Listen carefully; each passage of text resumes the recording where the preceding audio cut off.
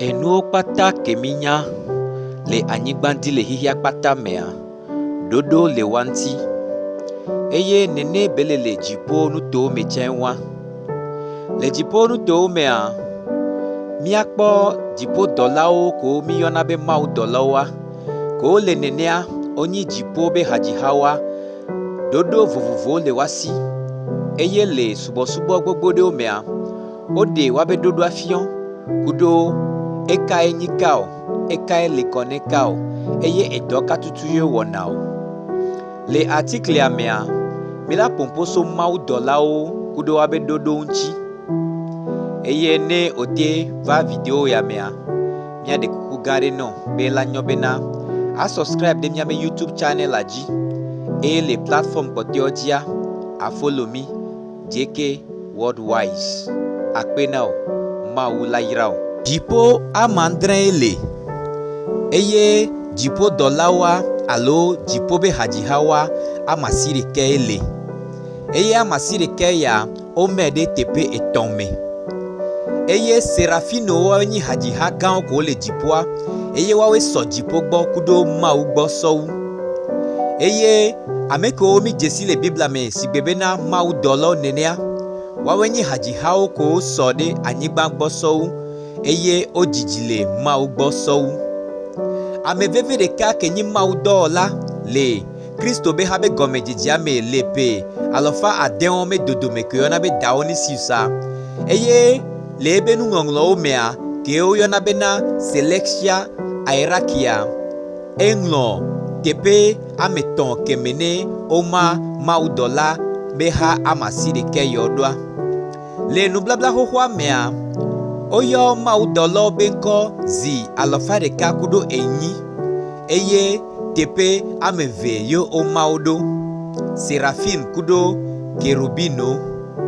eye le nublabla yeya mea, apɔstolo Paulo eva na teƒe amandre gɔ kpɔtɔa ke kpɔtɔa eye woyɔ mawudɔlawo be ŋkɔ zi 115 le nublabla yeya me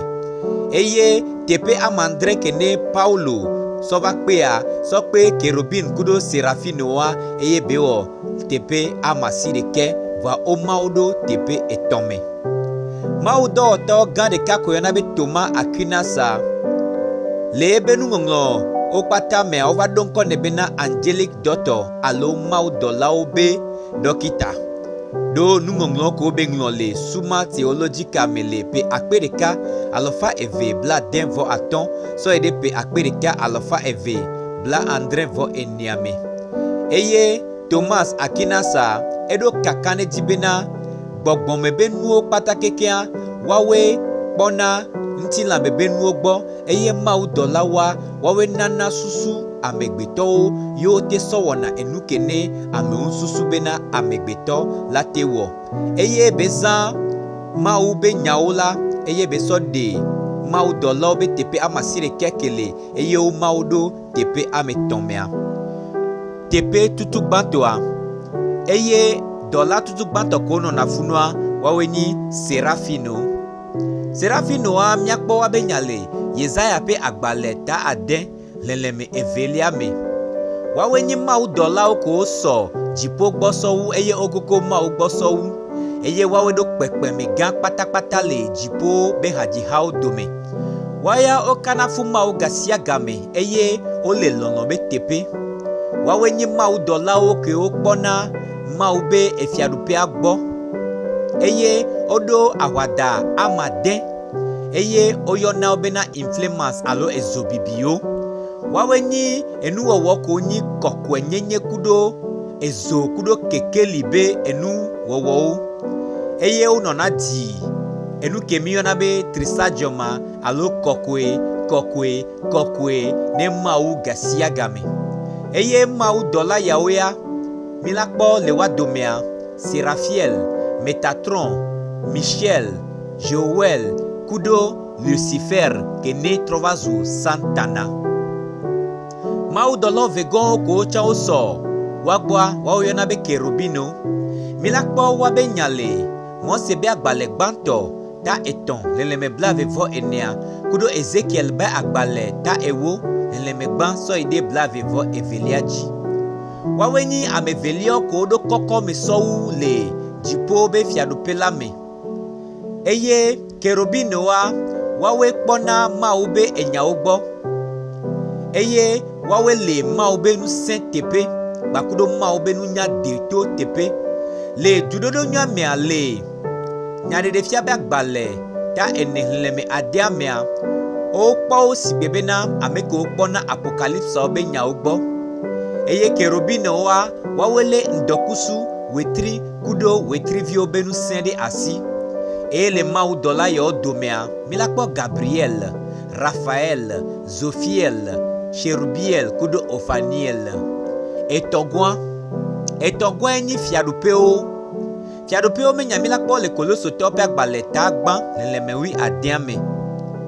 Wabenkwa ni fiadupeo alo azipekene osiyami kokwe okonu kokwe hwenhwen nyo de wadia. Fiadupeo wa wawenyi maudolo ko nyi bobwe nyenye kokwe be maudola o wawenyi ntifafa kudo dokwi sosona be maudola o waoya ole tepe kene enuke ovana anyigbantia otonejiso alunu ko mi jesi le kikia mea fike otonejiso fike otono wabe wowosoa funu o lewa eye maudola o yawa wawe mana maube jiji bakudo mauvo be bonu dondro ne amegbeto eye maudolo ko le wa me gomea obiona gbeso fiadupe yo gbo kengbe o te gogona maugbo eye maudola yaoya milakpo Orifiel, Jafakiel, Raziel, Baradiel, Zafkie eye le etepe vegwan alo hadihao vegwan amenegwan milakpo jiduduo menya milakpo ele koloso tope agbalegban lemewi adiame. Jiduduo wawenyi kololao ameko wanaseo kudo ameko nonanko be maudolao. Eye wewa kpona maudolao be enyaogbo. Eye osona maube dodo pata alo maube sio pata sonana maudola poteo. Wawenyi enunya deto alo maube nunya be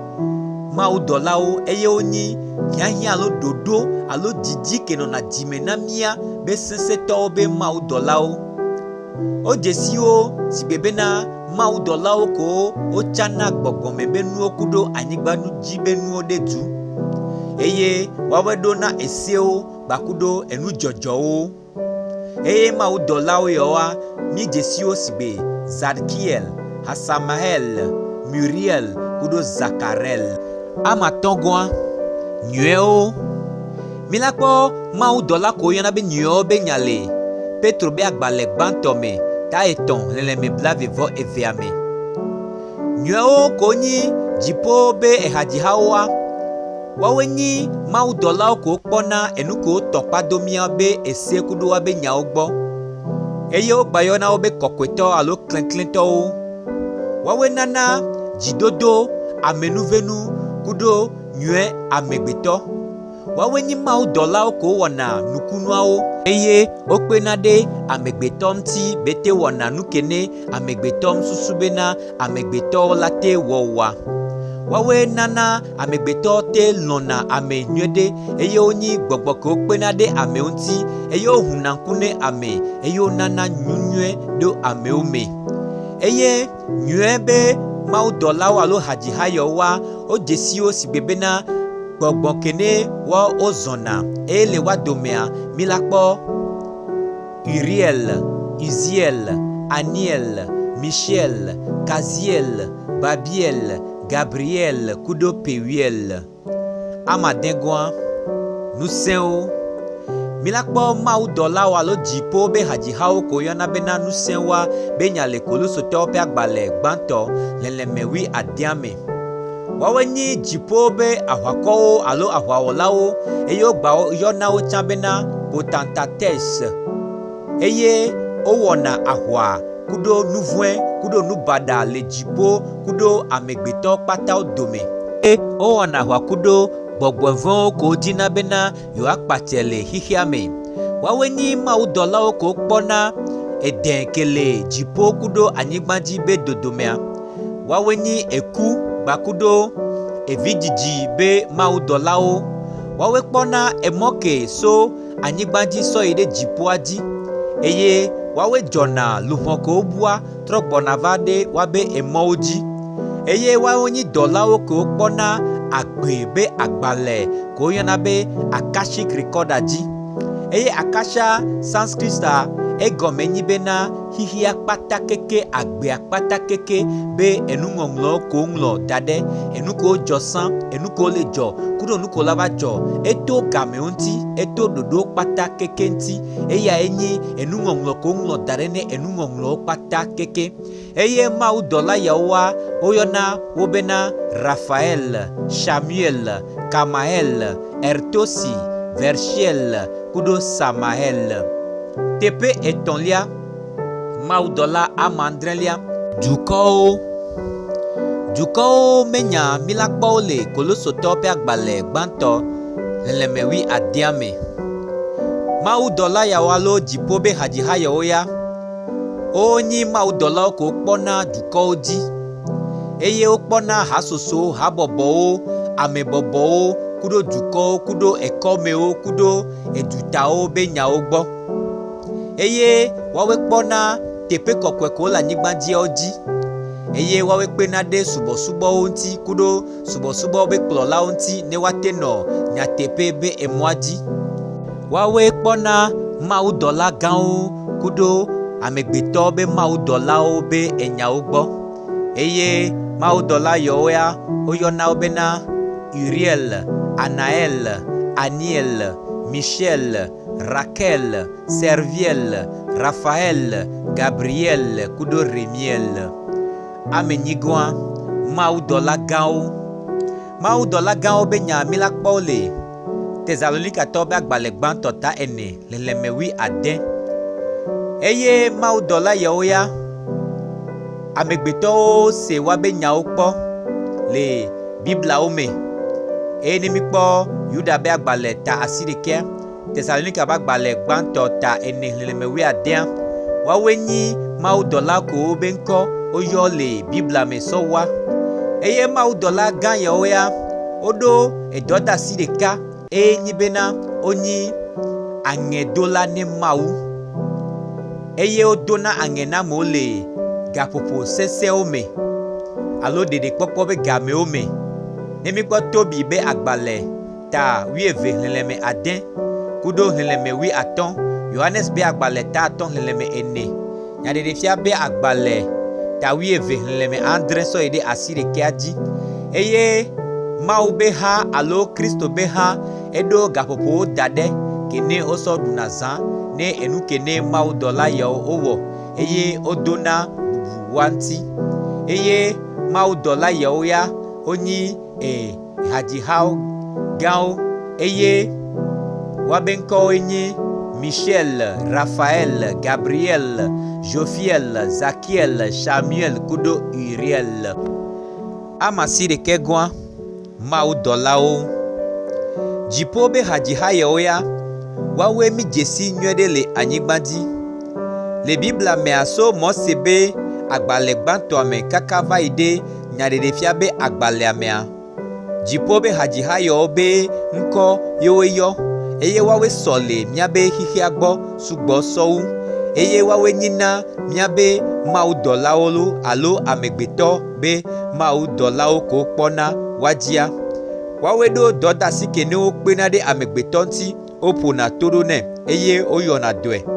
wawe sɔna miabe gbedodoɖɔ sɔ yina ne Mawu eye wosɔna aŋedɔdɔ so Mawu gbɔ sɔ vana ne amegbetɔwo wawe nyi dziƒodɔlawo alo mawudɔlawo ko nana dzidzɔ lɔlɔ ŋutifafa ŋusẽdodo ŋutikɔkɔe gbakuɖo nyɔnyɔ le anyigba dzi alo amegbetɔwo be agbewo me wawe kpena ɖe mia ŋuti le xɔse me le ɖeɖekpɔkpɔ kuɖo kakaɖedzi me wawe nyi mawudɔlawo ko lɔna amegbetɔ be nyagbɔsɔwu eye wawe kpena ɖe ame kowo biɔna wa be kpekpeɖenua ŋuti sɔwu